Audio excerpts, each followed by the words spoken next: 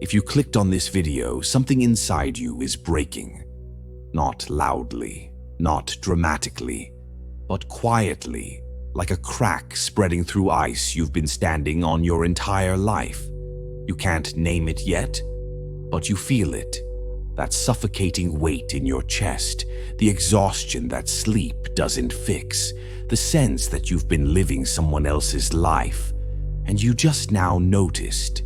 This isn't coincidence, this is inevitability, and what happens next will either save you or swallow you whole. Most people never get here. They numb themselves with routine, bury the feeling under work, relationships, distractions. They die without ever waking up. But you're different, because you're still listening. Carl Jung called this moment the call to individuation, the soul's refusal to keep wearing masks. The moment your unconscious mind stops whispering and starts screaming. Maybe you're in a relationship that's draining you dry, or a job that pays your bills but kills something inside you every single day. Maybe it's subtler. The shame of disappointing your parents, the fear of being rejected, the path everyone laid out for you, but never asked if you wanted to walk it.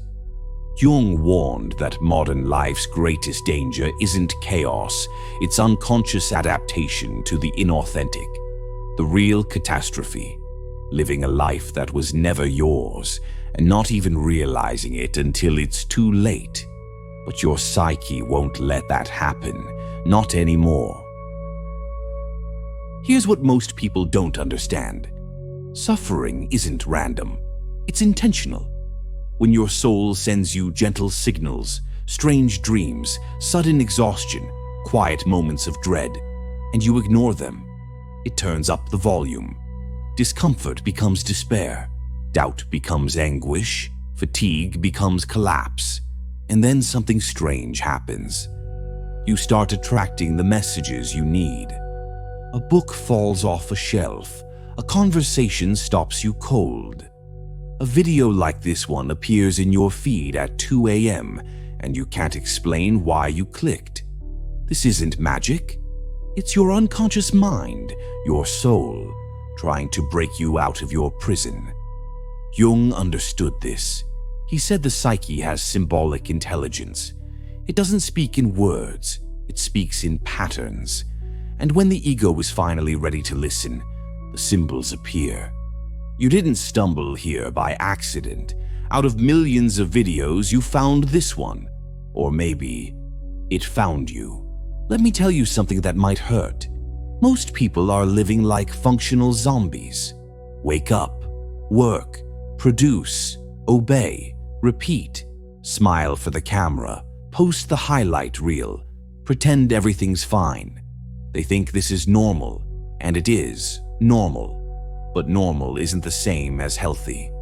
You were taught to seek stability, follow the rules, fit in. Don't make waves, be grateful for what you have, do what's right. But right for who? Jung wrote about this in The Undiscovered Self.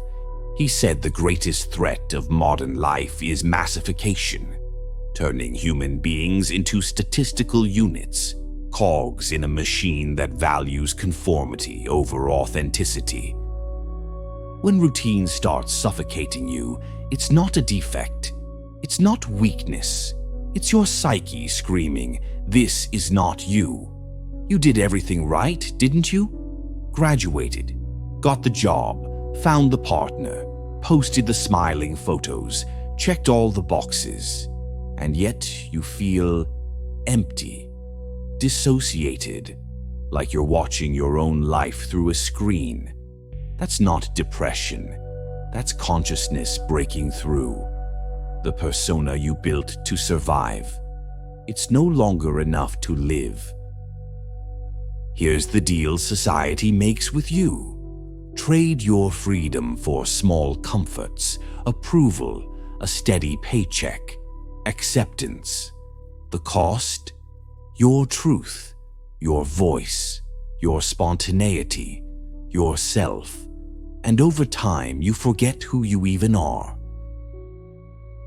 Jung said societal adaptation is necessary, but it becomes pathological when it demands self-abandonment. Millions of people are living normal lives while being emotionally anesthetized, spiritually apathetic, existentially lost. The system gives you just enough to keep you quiet. Netflix, food delivery, likes, the illusion of belonging, all designed so you never stop to ask, am I living or just existing? You feel the crack now, don't you? You've tried to silence it. Productivity, entertainment, superficial relationships. But no distraction can quiet a soul in crisis. And when you finally question it, the world tells you you're the problem. You're just anxious, you're stressed, you need a vacation. But you know the truth. This isn't stress, this is despair. Something is fundamentally wrong, not with you, but with the structure itself. The life you're living wasn't designed for meaning, it was designed for compliance. Jung said it best, the unlived life is a disease from which one can die. People are dying every day, slowly, silently, trapped in stories that were never theirs to begin with. But here's what the world won't tell you. There is a way out. Not back to normal, not back to sleep, through. And it starts with understanding something crucial. If this is resonating with you, subscribe now. Because what comes next will change everything. Our culture treats suffering like a malfunction. Distressed? Something's wrong with you. Sad? You're broken. Don't fit in? There's a defect in you. This is a lie, a dangerous one. Suffering isn't something to fix, it's something to decipher. Jung said the soul refuses to keep pretending when transformation is near. Your existential crisis, your collapse, your emptiness. It's not the end. It's the beginning of your awakening. That despair you feel, that exhaustion, that sense of displacement. It's not weakness, it's the psyche's language saying, you are ready, ready to shed the persona, ready to face your shadow, ready to stop being what the world taught you to be and start being who you actually are. You think you're falling apart, but it's not you that's crumbling, it's the character you built to survive, the shell that became a prison. Here's the truth they don't want you to know. Your suffering is a sign of strength. Only mature souls can confront emptiness without anesthesia. Only those who can bear the weight of the lie can carry the weight of the truth. Jung observed that the psyche produces suffering to facilitate transition. When the ego resists change, the unconscious responds with symptoms: anxiety, insomnia, apathy, anger, confusion. These aren't obstacles, they are the path. They force you to stop, to question, to look inward, to let the old structure collapse so something new can emerge. Society will beg you to return to normal. Take a pill, buy a course, read a book, just breathe, move on. But that normal is what made you sick in the first place. Don't go back. Go through. Don't fix yourself. Free yourself. Pain is a threshold, a portal. Resist it, and it becomes chronic suffering. Listen to it, and it becomes initiation. This won't be comfortable. It won't be pretty. It won't be quick. But it will be real. And real is what you came here for. Jung said individuation begins when you get tired. Tired of being half alive, tired of living on the surface of consciousness, tired of pretending the hidden parts of you don't exist. You have to integrate what's been repressed, the emotions, the traumas, the impulses, the desires. This isn't self-help, this is soul work, and it's not a luxury anymore. It's an urgency. You're traversing the unknown territory of your own soul. Every tear, every silence, every feeling you thought you'd lost. That's the trail. And pain is what wakes you up. Now that you're listening, you'll start to notice something strange. Messages appear. People say exactly what you need to hear. Symbols show up everywhere. Like this video, appearing at the exact moment you needed it most. Jung called this synchronicity. Meaningful coincidences that logic can't explain, but the soul recognizes. The unconscious isn't just a junkyard of trauma. It's a living intelligence, constantly working to balance, guide, and heal your consciousness. When you're near the breaking point, when your soul is waking up, the unconscious intensifies its symbolic activity. It uses dreams, images, emotions, even algorithms to reach you. Your outer reality begins to mirror your inner transformation. Your psyche magnetizes what it needs to evolve, and when you're ready, the symbols emerge, whispering, touching, intimate, directed at you. The unconscious speaks symbolically because the ego resists change, so it insinuates, suggests, leads you in unexpected ways. A song that makes you cry, a passage in a book that describes your exact life. A dream that keeps recurring. That's your psyche communicating. Ignore it, and you're ignoring a divine call. Jung said, until you make the unconscious conscious, it will direct your life and you will call it fate. But listen, and it becomes your ally. This video, it's a sign, a response to a question your unconscious has been asking. You hit play because your soul knows. It's pushing you toward the next step, but that step involves fear, risk, leaving the safe harbor for the unknown sea. Real transformation requires a psychic leap, abandoning the safe but miserable narrative for an unknown version of yourself. This is the most critical moment in individuation, and it's where most people retreat. It means losing your footing, your guarantees, your maps. It means letting go of the persona prison. It means saying no to what the world calls right, so you can say yes to what your soul knows is true. Jung compared it to confronting your inner dragon, all your fears, doubts, resistances rising up at once. The dragon will tell you you're crazy, unprepared, that you'll lose everything, disappoint everyone, regret it all. It will show you every possible failure scenario. But here's the secret. The dragon only fights this hard because it knows it dies if you leap. The ego fears symbolic death more than it fears pain. Here's the truth. Fear isn't a warning to retreat. It's a sign you're at the right point. Jung said, the encounter with the self is at first the encounter with the shadow, one's own darkness.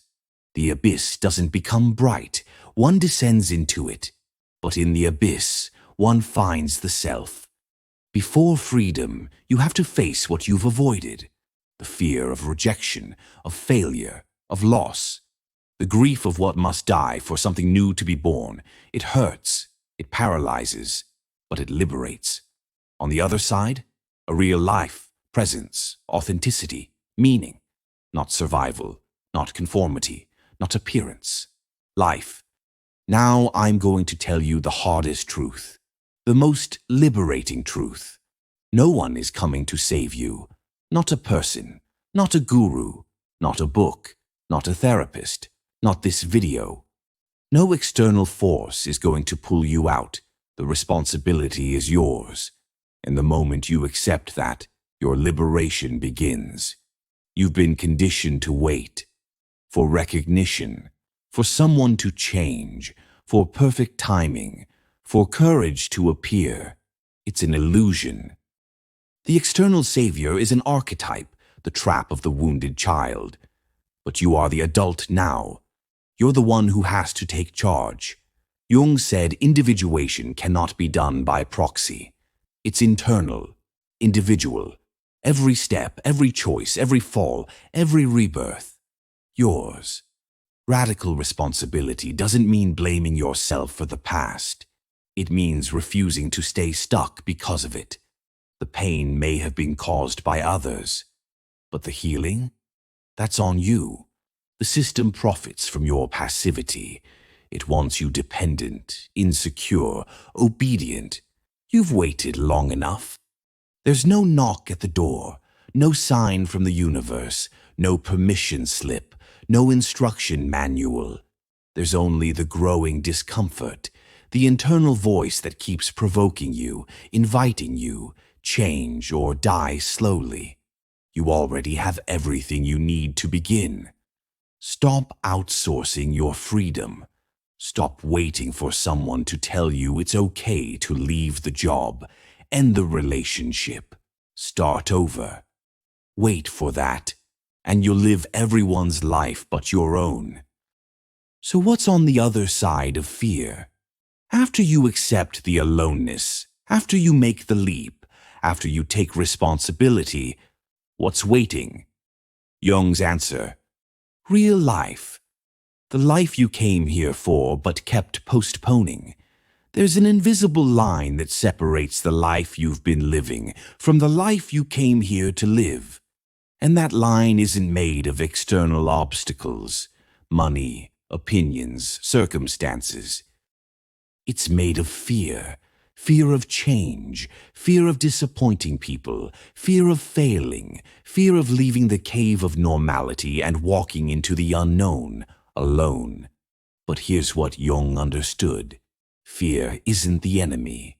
It's the guardian of the portal.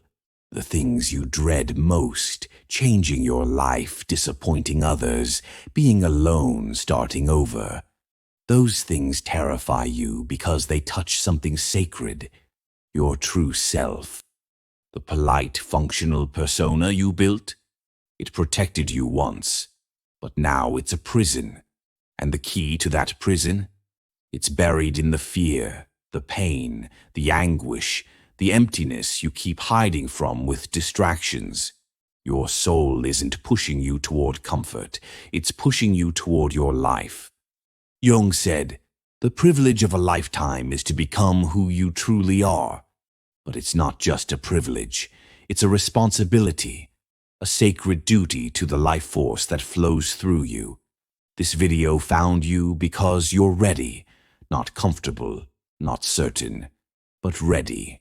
The crack you feel, that's the light getting in. The breaking, that's the breaking open. You don't need to have all the answers. You don't need a perfect plan. You just need to be tired enough of the lie to walk toward the truth. One step, then another, in the dark, alone, afraid, but alive. The world will try to pull you back. It always does. But you've seen behind the curtain now. You can't unsee it. So the only question left is, will you go back to sleep? Or will you finally wake up? The choice has always been yours. And the time is now. If this video shook something loose in you, don't let this moment pass. Subscribe to this channel. The work continues.